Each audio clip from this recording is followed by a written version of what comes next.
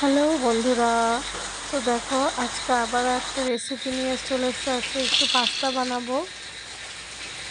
তার জন্যে গাজর, পেঁয়াজ, লঙ্কা সব কেটে নিয়েছি, টমেটো দেখেছো। আর এদিকে জলের মধ্যে একটু তেল দিয়ে দিচ্ছি যাতে পাস্তাটা ভালোভাবে সিদ্ধ হয়ে যায়। আর পাস্তার সাথে গাজরটাও সিদ্ধ করে নিয়েছি আর জল ঝরাতে দিয়ে রেখে দিয়েছি। এদিকে তেলের মধ্যে ডিমটাকে দিয়ে ভালো করে ফ্রাই করে নিলাম। আর তেলের মধ্যে আদা রসুন কুচি, লঙ্কা কুচি, পেঁয়াজ কুচি, টমেটো কুচি দিয়ে ভালো করে নেড়েচেড়ে টমেটোটাকে গলিয়ে নেব এবং এর মধ্যে এক এক করে এবারে সব মশলা দিয়ে দেবো। একটু লবণ, একটু জিরে মরিচ, একটু লঙ্কা গুঁড়ো, হলুদ গুঁড়ো সব কিছু মশলাকে দিয়ে ভালো করে এর মধ্যে একটু জল দিয়ে মশলাটাকে ভালো করে নেড়ে এর মধ্যে পাস্তাটাকে দিয়ে দিয়েছি।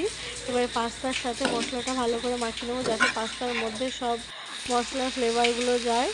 আর এদিকে একটু চিলি সস, টমেটো সস এগুলোও দিয়ে দিচ্ছি।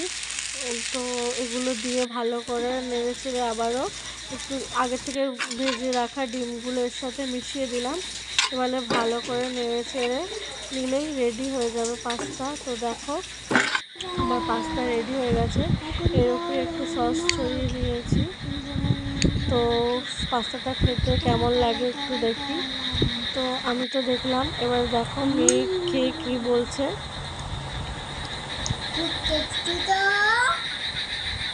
কেমন লাগলো তোমাদের ভিডিও থেকে